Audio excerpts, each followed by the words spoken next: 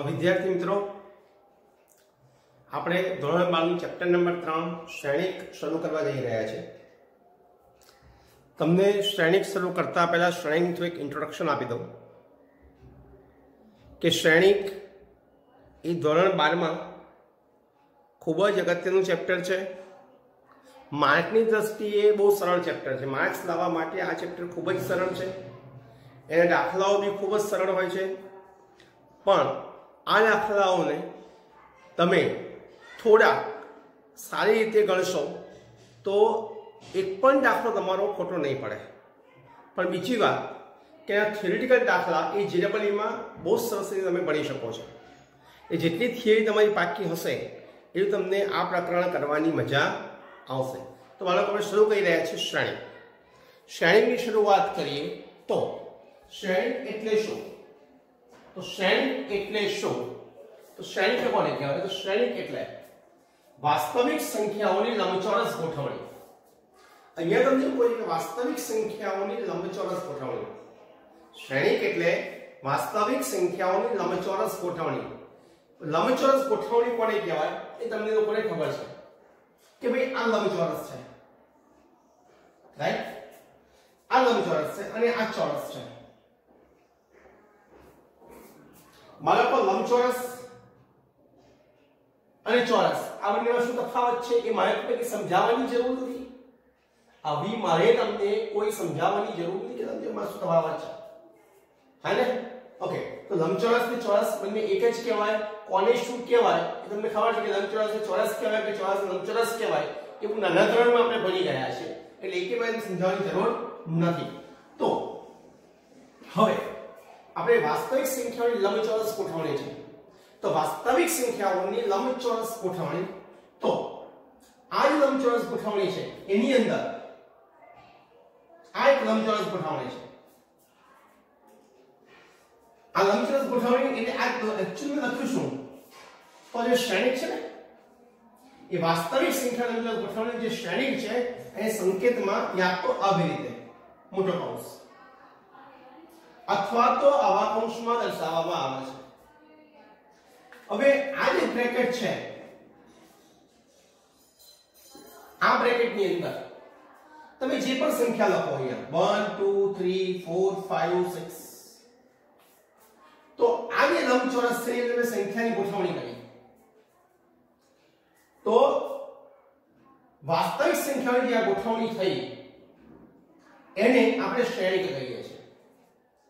તો વાસ્તવિક સંખ્યાઓની લંબચોરસ ગોઠવણી, હવે વારંવાર એટલા માટે બોલી રહ્યો છું કે વાસ્તવિક સંખ્યાઓ બીજા કહેવા માટે વ્યાખ્યાની અંદર ચોપડીની અંદર બધી બુકોની અંદર વાસ્તવિક સંખ્યાઓ લખે છે, પરંતુ શ્રેણિક બધાને આવકારે છે। એવું નથી માનવાની જરૂર કે શ્રેણિકમાં ખાલી વાસ્તવિક સંખ્યાઓ આવે। શ્રેણિકમાં સંકર સંખ્યાઓ હોય એવી સંખ્યાઓ બી આવી શકે છે। અપૂર્ણાંક સંખ્યાઓ એટલે કે બોક્સના સ્વરૂપમાં સંખ્યાઓ એવી પણ આપી શકે છે। માનાંકના સ્વરૂપમાં કોઈ સંખ્યા હોય એ પણ આવી શકે છે। વિધેયો હોય એ પણ આવી શકે છે।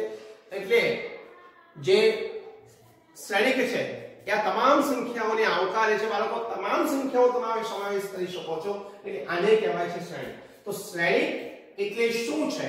તો શ્રેણિક એટલે, હું હવે આ વાક્ય થોડુંક સુધારી નાખું છું, કોઈ પણ સંખ્યાઓની લંબચોરસ ગોઠવણી ટેક્સ્ટબુક ની અંદર તમને આ જ વ્યાખ્યા આપી છે, તો આપણે થોડુંક સુધારો કરી શકીએ। કોઈ પણ સંખ્યાઓની ગોઠવણીને, તો કોઈ પણ સંખ્યાની લંબચોરસ ગોઠવણીને શ્રેણિક કહેવામાં આવે છે। શ્રેણિકને સંકેતમાં આવી દર્શાવવામાં આવે છે 1 2 3 4 5 6। એટલે હવેનો મતલબ શું થયો કે કોઈ પણ શ્રેણિકને તમે આવી રીતે દર્શાવો, એ આવી રીતે કોઈ બી સ્વરૂપમાં હોઈ શકે, એવું નહીં કે આવા સ્વરૂપમાં, એ આવા સ્વરૂપમાં બી હોઈ શકે, એ આવા સ્વરૂપમાં બી હોઈ શકે। આ બધા જ શ્રેણિકના પ્રકાર છે। આ બધા જ બાળકો શ્રેણિકના પ્રકાર છે, અને શ્રેણિકને આમાંથી કોઈ પણ રીતે આપણે દર્શાવી શકીએ છીએ। તો શ્રેણિકને દર્શાવવાની બધી રીતો છે, પણ આમાં કેટલાક નિયમોનું પાલન કરાવવું પડે છે। તો કેવી રીતે પાલન કરાવાય છે એ આપણે હવે સમજીએ। તો શ્રેણિકની જે લંબચોરસ ગોઠવણી છે બેટા, એ આ શ્રેણિક છે। 3 4 5 6 જે મારું તમારું નામ હોય છે એમ શ્રેણીકનું એક નામ હોય છે. દરેક વિધેયને દરેક સંખ્યાને દરેક ગણને કોઈને કોઈ નામ આપવા પડતા હોય છે. તો એવી રીતે આ શ્રેણીકને પણ હું એક નામ આપી રહ્યો છું. એ શ્રેણી કહી રહ્યો છું A. તો આ જે શ્રેણીક છે એ શ્રેણીકને આપણે નામ આપ્યું 1 2 3 4 5 6. હવે આપણે આ શ્રેણીકને સંપૂર્ણપણે સમજી લઈએ. આ શ્રેણીકને સંપૂર્ણપણે સમજી લઈએ. એની એક એક નાની વાત ભાઈ એને કયા કલરનું પેન્ટ પહેર્યું છે, એને કયા કલરનું શર્ટ પહેર્યું છે, એને કયા કલરનું બૂટ પહેર્યો છે, એ નાની નાની વાત આપણે સમજી લઈએ કે કેમ આ શ્રેણીક આટલો મહાન થઈ ગયો, કેમ આ સંખ્યાઓ આ મહાન થઈ ગઈ. તો એ આટલું નામ છે શ્રેણીક. ઓકે, તો શ્રેણીકને સમજતા પહેલા આપણે શું કરીએ તો નામ આપી દઈએ. તો આને કઈ લીટી કહેવાય? આડી લીટી. આને કઈ લીટી કહેવાય? ઊભી લીટી.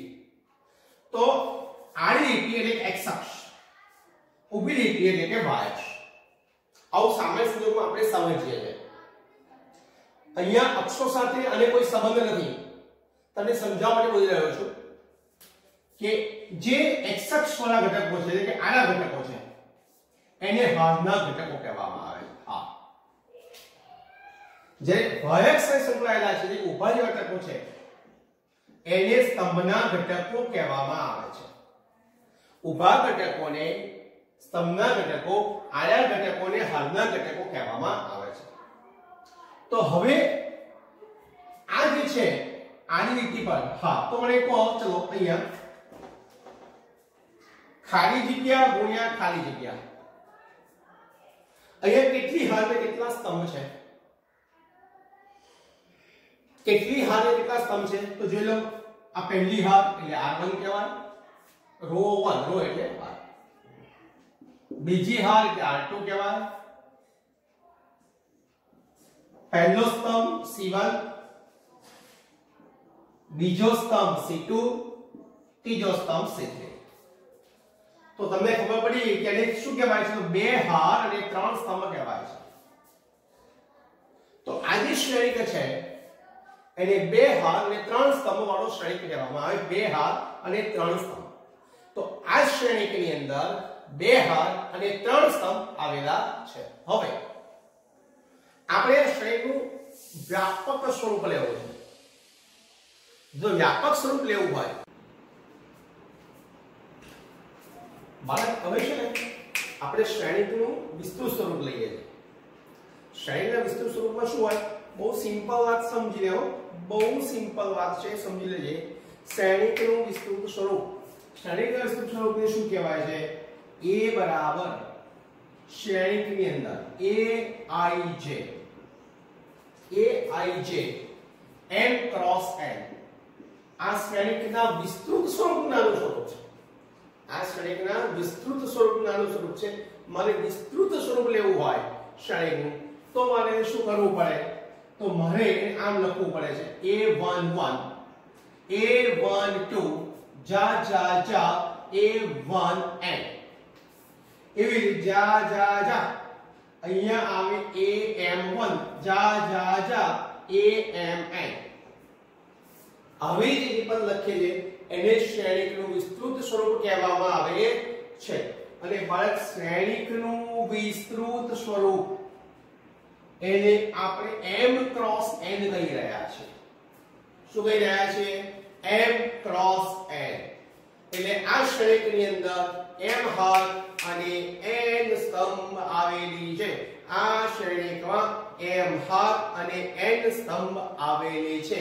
આને કહેવાય છે શ્રેણીકનું વિસ્તૃત સ્વરૂપ અથવા તો શ્રેણીકનું અસલ સૂત્ર, અસલ વ્યાખ્યા. રાઈટ? તો આ જે છે શ્રેણીનો બેઝિક કન્સેપ્ટ છે. હવે આપણે શ્રેણીકની 1 બાય 1 વ્યાખ્યાઓ લઈએ છીએ. 1 બાય 1 બધી વ્યાખ્યાઓ અતિશય સરળ છે દોસ્ત, અતિશય સરળ. તો શ્રેણીની વ્યાખ્યાઓ મળી રહ્યા છે, બેઝિક કન્સેપ્ટ. ચાલો, શ્રેણીકની પહેલી વ્યાખ્યા શું આપે? તો શ્રેણીકની પહેલી વ્યાખ્યા નંબર 1, પહેલી વ્યાખ્યા છે હાર શ્રેણીક. હાર શ્રેણિક. તો હાર શ્રેણિક એટલે શું? તો જેવા નામ એવા ગુણ છે. હાર શ્રેણિક જે શ્રેણિકમાં એક જ હાર આવેલી હોય, જે શ્રેણિકમાં એક જ હાર આવેલી હોય તેવા શ્રેણિકને હાર શ્રેણિક કહેવામાં આવે છે. જે શ્રેણિકની અંદર જે શ્રેણી A11 A12 જા જા જા A1n જે શ્રેણિકમાં એક જ હાર આવેલી હોય, જે શ્રેણિકમાં એક જ હાર આવેલી હોય આવા શ્રેણિકને હાર શ્રેણિક કહેવામાં આવે છે. આ હાર શ્રેણિક હાર કે એક જ આપણું અસલ સ્વરૂપ કોણ છે? n cross n. હાર કેટલી છે? 1. સ્તંભ કેટલા છે? નક્કી નથી. હાર કેટલી છે? 1. એટલે આપણે અહીંયા લખી શકીએ. એટલે હાર શ્રેણિક જે છે એનું વ્યાપક સ્વરૂપ કોણ થઈ ગયું? 1 ક્રોસ n. તો એને ઉઠાઈને અહીંયા લખાય નીચે 1 ક્રોસ n. આને કહેવાય છે હાર શ્રેણિક. એટલે જે શ્રેણિકમાં એક જ હાર આવેલી હોય તેવા શ્રેણિકને હાર શ્રેણિક કહેવાય. બીજી વ્યાખ્યા એના જેવી જ છે. સ્તંભ શ્રેણિક. સ્તંભ શ્રેણિક એટલે શું? જે શ્રેણિકમાં એક જ સ્તંભ આવેલો હોય, જે શ્રેણિકમાં એક જ સ્તંભ આવેલો હોય તેવા શ્રેણિકને સ્તંભ શ્રેણિક કહેવામાં આવે છે. જે શ્રેણિકમાં એક જ સ્તંભ આવેલો હોય A બરાબર A11 A12 જા જા જા A1n આને કહેવાય છે સ્તંભ શ્રેણિક. જે શ્રેણિકમાં એક જ સ્તંભ આવેલો હોય આવા શ્રેણિકને વાળક સ્તંભ શ્રેણિક કહેવામાં આવે છે. જે શ્રેણિકમાં એક જ સ્તંભ આવેલો હોય તેવા શ્રેણિકને સ્તંભ શ્રેણિક કહેવાય. હવે આ શ્રેણિકની અંદર જોઈએ ડેશ ડેશ ડેશ આપણું સામાન્ય સ્વરૂપ કોણ છે? m cross n. આ કે શ્રેણિકની અંદર સ્તંભ એક જ છે. સોરી અહીંયા 2 1 અહીંયા m1 m ક્રોસ n. તો A11 A21 AM1 કહેવાય કે ના કહેવાય? એક જ સ્તંભ થઈ ગયો બેટા. બદલાય છે શું? તો બદલાય છે હાર. એટલે હાર તો આપણે એમ જ લખવો પડે. બધામાં એક કોણ રહે છે? સ્તંભ. એટલે m ક્રોસ 1 કહેવાય. તો સ્તંભ શ્રેણિકને આપણે m ક્રોસ 1 કહીશું. તો સ્તંભ શ્રેણિકને m ક્રોસ 1 કહેવામાં આવે છે. જે શ્રેણિકમાં એક જ સ્તંભ આવેલો છે, જે શ્રેણિકમાં એક જ સ્તંભ આવેલો છે આવા શ્રેણિકને m ક્રોસ 1 શ્રેણિક કહેવામાં આવે છે. જે શ્રેણિકમાં એક જ સ્તંભ આવેલો છે આવા શ્રેણિકને m ક્રોસ 1 શ્રેણિક કહેવામાં આવે છે. હવે ત્રીજી વ્યાખ્યા બેટા આના પર ત્રીજી વ્યાખ્યા છે. આ વ્યાખ્યા સૌથી કામની વ્યાખ્યા છે. ચોરસ શ્રેણિક. ભાઈ ચોરસ શ્રેણિક કોને કહેવાય? ચોરસ બહુ સિમ્પલ. જે શ્રેણિકમાં હાર અને સ્તંભની સંખ્યા સમાન હોય, જે શ્રેણિકમાં હાર અને સ્તંભની સંખ્યા સમાન છે, જે શ્રેણિકમાં હાર અને સ્તંભની સંખ્યા સમાન છે, જે શ્રેણિકમાં હાર અને સ્તંભની સંખ્યા સમાન છે આવા શ્રેણિકને ચોરસ શ્રેણિક કહેવામાં આવે છે. 2 2 3 3 કેટલી હાર છે દોસ્ત?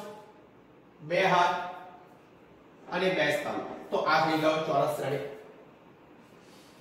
A બરાબર શ્રેણિકની અંદર 1 2 3 3 4 5 5 6 7 કેટલી હાર છે? 3. કેટલા સ્તંભ છે? 3. તો આ થઈ ગયો ચોરસ શ્રેણિક. બહુ સિમ્પલ છે. જે શ્રેણિકમાં હાર અને સ્તંભની સંખ્યા સરખી હોય આવા શ્રેણિકને ચોરસ શ્રેણિક કહેવાય. બહુ સિમ્પલ. આપણે જોયેલું વ્યાપક સ્વરૂપ લેવું હોય તો જે સારી રીતે સમજાવવું હોય તો આવું લખવું પડે કે ભાઈ A બરાબર AI છે. હું અહીંયા લખી રહ્યો છું.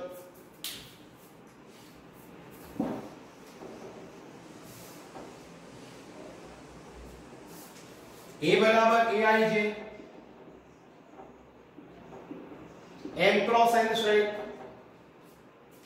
આ શ્રેણિકની અંદર જો આપણે m બરાબર n લઈ લઈએ તો આ શ્રેણિક ચોરસ શ્રેણિક થઈ ગયો. a બરાબર aij m ક્રોસ n એની અંદર જો m બરાબર n લેવામાં આવે તો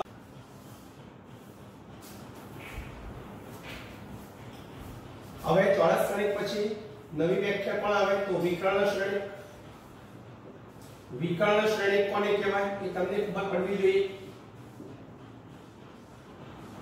કે વિકર્ણ એટલે શું. તમારા મગજમાં એવો બહુ કન્સેપ્ટ ક્લિયર છે વિકર્ણ કોને કહેવાય. એ તો આપણે બધાને ખબર છે જ કે વિકર્ણ કોને કહેવાય.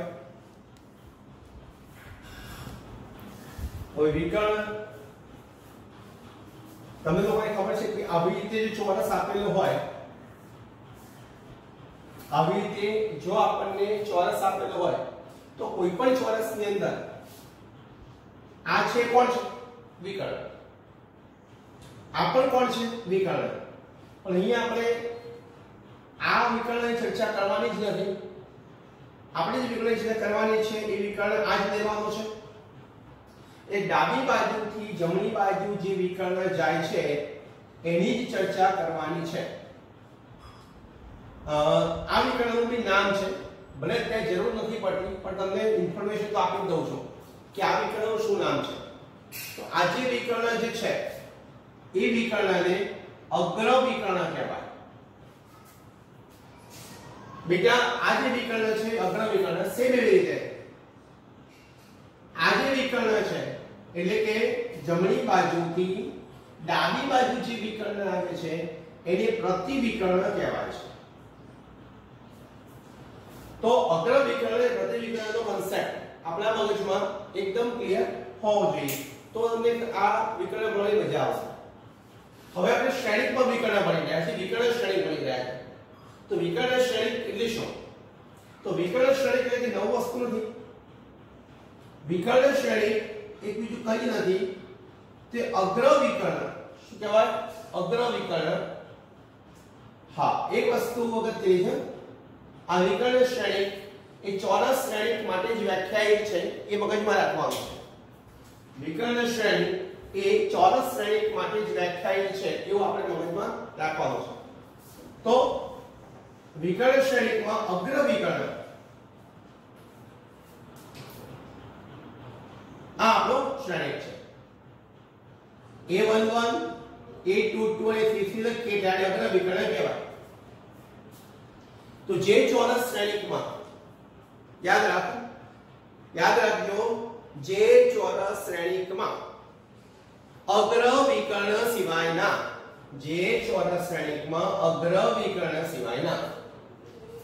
તમામ ઘટકો શૂન્ય હોય જે ચોરસ શ્રેણિકમાં અગ્ર વિકર્ણ સિવાયના તમામ ઘટકો શૂન્ય હોય તો તેવા શ્રેણિકને વિકર્ણ શ્રેણિક કહેવામાં આવે છે. અગ્ર વિકર્ણ યાદ રાખી લેજો બેટા. અગ્ર વિકર્ણ સિવાયના તમામ ઘટકો 0 હોય. અગ્ર વિકર્ણ સિવાયના તમામ ઘટકો કેવા હોય? 0. તો આવા વિકર્ણને આવા શ્રેણિકને તમે વિકર્ણ શ્રેણિક કહેવાય છે. વિકર્ણ શ્રેણિક કહેવાય છે. પણ યાદ રાખજો હો, પરિવાર ભૂલી રહ્યો છું, ચોરસ શ્રેણિક હોવો જરૂરી છે. આ જે વિકર્ણ શ્રેણિક છે બેટા, આ વિકર્ણ શ્રેણિક એને જો સંકેતમાં દર્શાવો એ શોર્ટમાં ધારો કે આટલું મોટું સ્વરૂપ લખવું નથી તો ત્યારે તમે DIAG આવું લખી શકો. ડાયાગોનલ. વિકર્ણને ઇંગ્લિશમાં શું કહેવાય છે? ડાયાગોનલ કહેવાય છે. તો DIAG A11 A22 A33 એટલે અગ્ર વિકર્ણના ઘટકો લખી નાખવાના. તો જે શ્રેણિક મળે એ વિકર્ણ શ્રેણિક થઈ જાય. દાખલા તરીકે તમે જોયો ધારો કે આ શ્રેણિક છે દોસ્ત 1 0 0 0 2 3 સોરી 0 2 0 અને 0 0 3 આ એક શ્રેણી છે. આ કયો શ્રેણી કહેવાય? તો અવિકર્ણ શ્રેણી કહેવાય. કેમ? તો અગ્ર વિકર્ણ સિવાયના બધા જ ઘટકો 0 છે. એટલે આ ચોરસ શ્રેણી એ વિકર્ણ શ્રેણી છે. આ ચોરસ શ્રેણી એ વિકર્ણ શ્રેણી છે. ફરીવાર બોલી રહ્યો છું. અગ્ર વિકર્ણના ઘટકો સિવાયના તમામ ઘટકો 0 હોય, તો આવા શ્રેણીને વિકર્ણ શ્રેણી કહેવાય. હવે આને સંકેતમાં દર્શાવવું હોય તો શું કહેવાય? DIAG A બરાબર DIAG 1 2 3. પાછા ભૂલમાં અલ્પવિરામ ના કરતા હો ભાઈ, બાળક યાદ રાખજો. પાછા ભૂલમાં અલ્પવિરામ ના કરતા, અલ્પવિરામ વચ્ચે ના આવે. DIAG 1 2 3 તો આ જે શ્રેણી છે એ વિકર્ણ શ્રેણી છે. હવે એનો ઉપયોગ કરીને આપણે બીજી શ્રેણી ભણી રહ્યા છે. સેમ ટુ સેમ, જાજો ફરક નથી. તમે યાદ રાખવા સરળતા રહેજો. અદિશ શ્રેણી કયો દોસ્ત? અદિશ શ્રેણી. વિકર્ણ શ્રેણી અને અદિશ શ્રેણીમાં શું ફરક છે? તો ખાલી અને ખાલી નાના વાક્યનો ફરક છે. એ નાનું વાક્ય કયું છે? તો અગ્ર વિકર્ણના ઘટકો સમાન હોય. અદિશ શ્રેણીની અંદર અગ્ર વિકર્ણના ઘટકો બધા સરખા હોય. ચોરસ શ્રેણી તો હોવો જોઈએ કમ્પલસરી. એટલે હા, તો ચોરસ શ્રેણી થઈ ગયો 2 0 0 0 3 0 અને 0 0 4. આ વિકર્ણ શ્રેણી છે, ત્યારે લખે છે. ચોરસ શ્રેણી છે. હવે જો મારે અદિશ શ્રેણી બનાવવો છે તો અહીંયા જે ઘટકો હોય એ ઘટકો સરખા લખવા પડે. જો અગ્ર વિકર્ણના બધા જ ઘટકો સરખા હોય તો આવા શ્રેણીકને અદિશ શ્રેણી કહેવામાં આવે છે.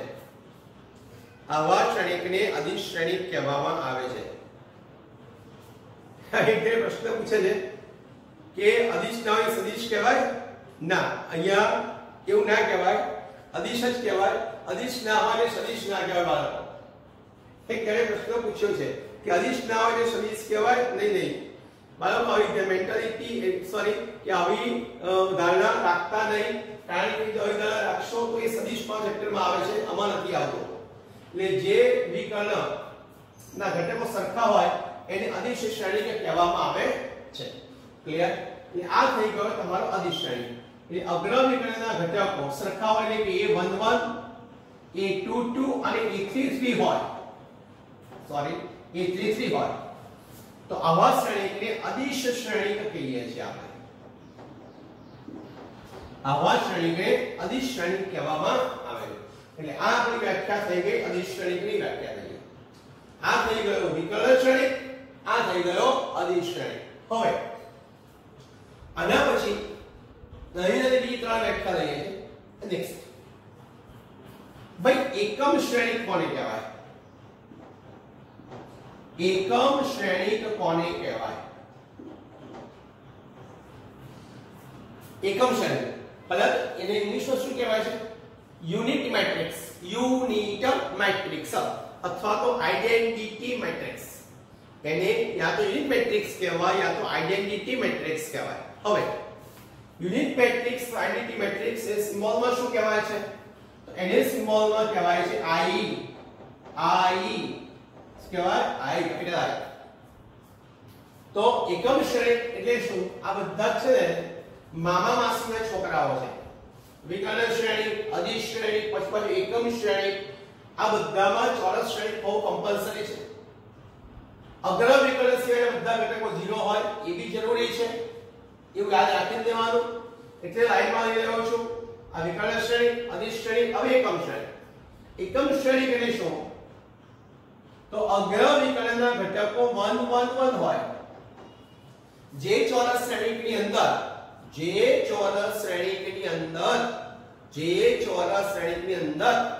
અગ્ર વિકર્ણના ઘટકો 1 1 1 હોય. જે ચોરસ શ્રેણીની અંદર અગ્ર વિકર્ણના ઘટકો 1 1 1 હોય અને બાકીના ઘટકો બેટા શૂન્ય હોય. આવા શ્રેણીકને એકમ શ્રેણીક કહેવામાં આવે છે. આવા શ્રેણીને એકમ શ્રેણીક કહેવામાં આવે છે. અગ્ર વિકર્ણના ઘટકો 1 1 1 જે ચોરસ શ્રેણીકમાં અગ્ર વિકર્ણના ઘટકો 1 1 1 અને બાકીના ઘટકો 0. આવા શ્રેણીકને આપણે એકમ શ્રેણીક કહીએ છીએ. હવે એકમ શ્રેણીકને સંકેતમાં શું કહેવાય? તો એકમ શ્રેણીકને સંકેતમાં i કહેવાય. તમને કહી દીધું i. કેટલી હદ ને કેટલા રો છે? તો 3 હદ 3 રો છે. તો તમે i 3x3 પણ કહી શકો છો,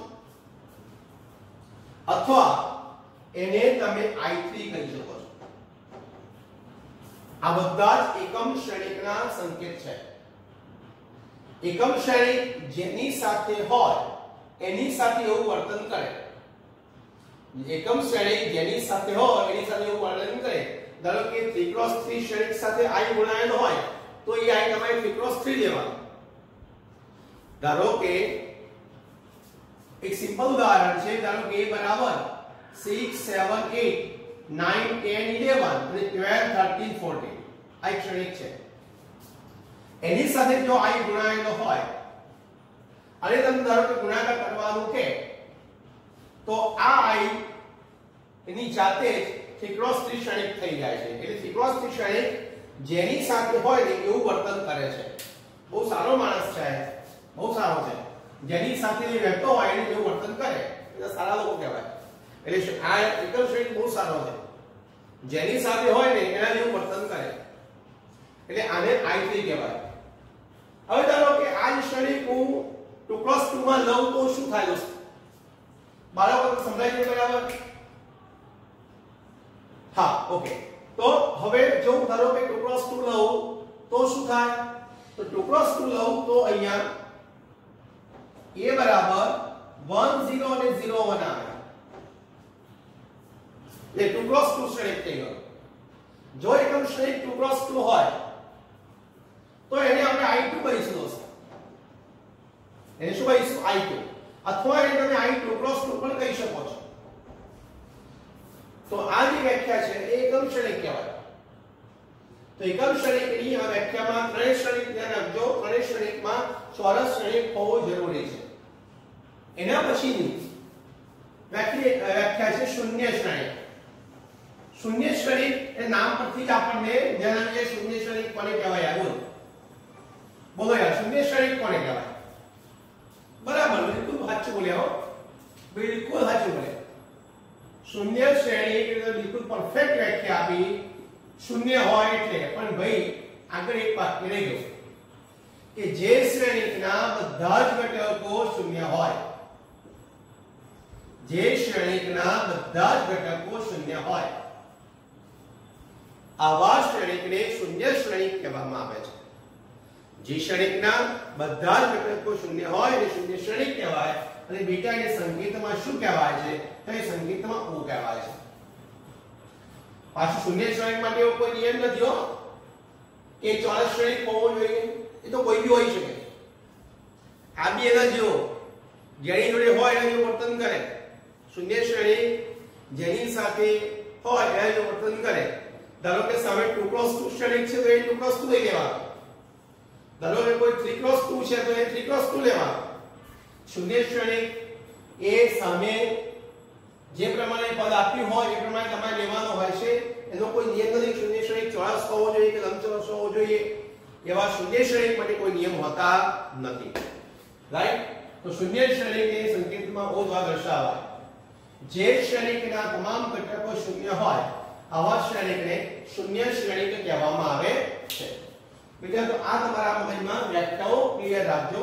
આ શૂન્ય શ્રેણીક છે. હવે આના ઉપરથી આપણે શ્રેણીકની બે ત્રણ અંદરની વ્યાખ્યાઓ જ કહેવાય એટલે ગુણધર્મો કહી શકાય કે બે શ્રેણીકો સરખાવવા હોય તો શું કરવાનું? બે શ્રેણીકના સરવાળા કરવા હોય તો શું કરવાનું? બે શ્રેણીકનો ગુણાકાર કરવો હોય તો શું કરવાનું? એ બધી વસ્તુઓ આપણે હવે અધ્યયન કરીએ છીએ. એ પહેલા બે નાની વસ્તુઓ સમાન શ્રેણીક કોને કહેવાય અને શ્રેણીકના સરવાળા કોને કહેવાય. પછી બીજા પોઈન્ટ આપણે આગળ લઈએ. તો પહેલી વાત बालक समान श्रेणिक कोने कहेवाय? समान श्रेणिक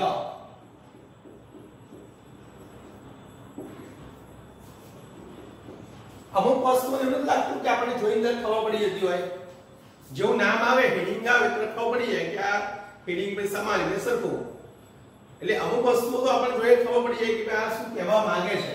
હા, થોડું સમજવું પડે વસ્તુ જ છે, બાકી તો જોઈને ખબર પડી જાય છે કે સમાન શ્રેણી છે. તો સમાન શ્રેણી શું? બે શ્રેણીકો સરખા હોય. કેવી રીતે સરખા?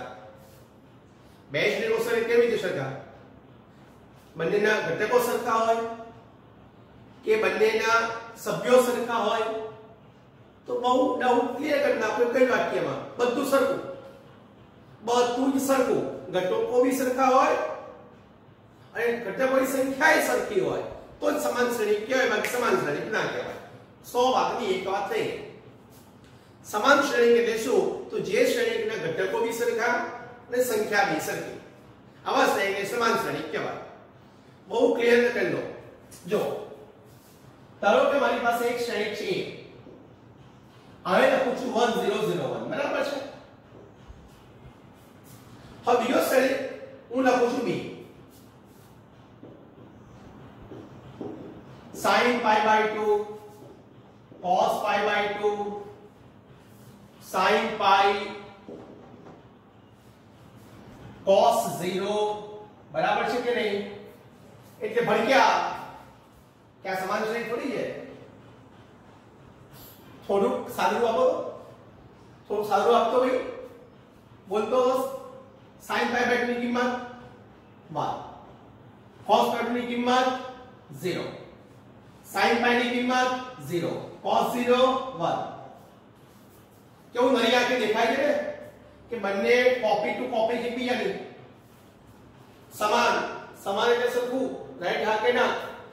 તો આ બંને કોપી ટુ કોપી દેખાય છે, તો આને આપણે કહી શકીએ કે બંને પીરિયડની કોપી છે, એટલે a બરાબર b કહેવાય કે ના કહેવાય? કહેવાય.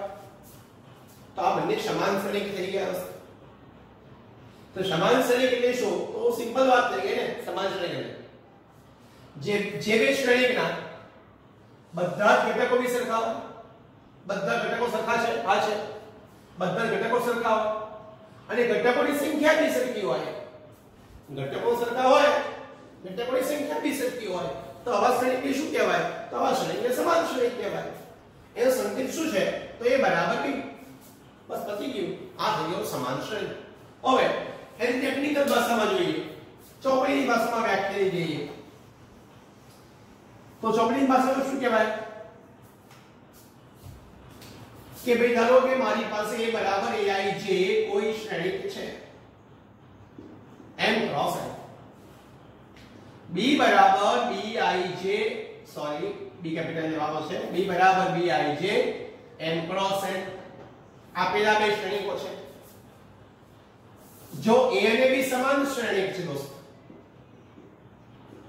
જો a અને b સમાન શ્રેણીક છે,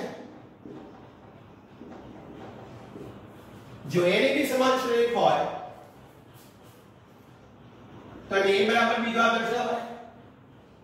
અને માટે તમે એવું કહી શકો કે aij બરાબર bij થાય, એટલે ઘટકો પણ સરખા.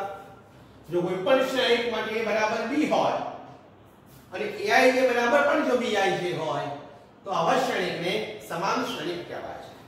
કોઈ પણ શ્રેણીક a અને b માટે જો a અને b સમાન શ્રેણીક હોય તો a બરાબર b થવું જોઈએ અને aij બરાબર પણ bij થવું જોઈએ, તો આવા શ્રેણીકને સમાન શ્રેણીક કહેવાય. a બરાબર 1 2 3 4, b બરાબર x2 y4. ધારો કે a અને b સમાન શ્રેણીક છે તો શું કરવાનું? a અને b સરખાઈ દેવાના, એટલે a બરાબર b. એટલે 1 2 3 4 બરાબર x y 2 4, x બરાબર 1 y બરાબર 3. જો a અને b સમાન શ્રેણીક છે તો અહીં તમે કિંમતો પાડી સરખાઈ શકો છો. એનસીઈઆરટી ની બુકમાં અથવા ટેક્સ્ટ બુક ની અંદર આવા ઘણા બધા ક્વેશ્ચન્સ આપણને આપેલા છે. તો આ થયો આપણો સમાન શ્રેણી.